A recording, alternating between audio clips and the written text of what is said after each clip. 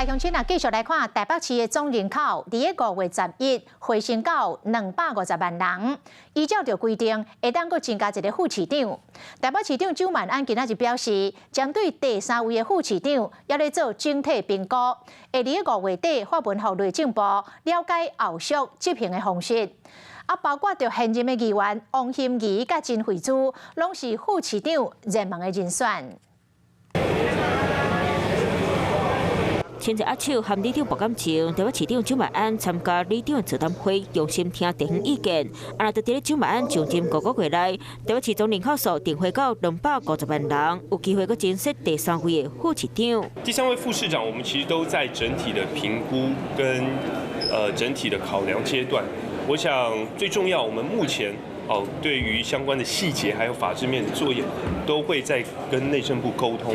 我们预计在5月底会发文，相关的程序都在进行。就算周万安无讲副手的人选是啥，敢强调规划5月底会发公文予内政部了解所来执行方式。不过包括现任的议员陈慧珠、王馨仪、前台北市议员王浩和前文化局长林平，拢是第3位副市长的热门名单。没有任何讯息。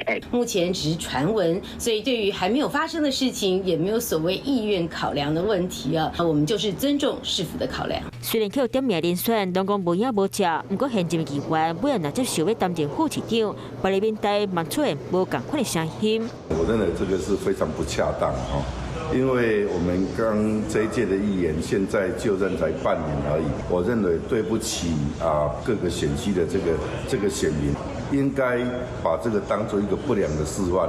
就按李树川、林奕华认为台北市副市长分别在公务和教育拢有分工，未来蒋市府的第3位副手会如何兼顾地方意见，顺利推动市政，都要斟酌思量。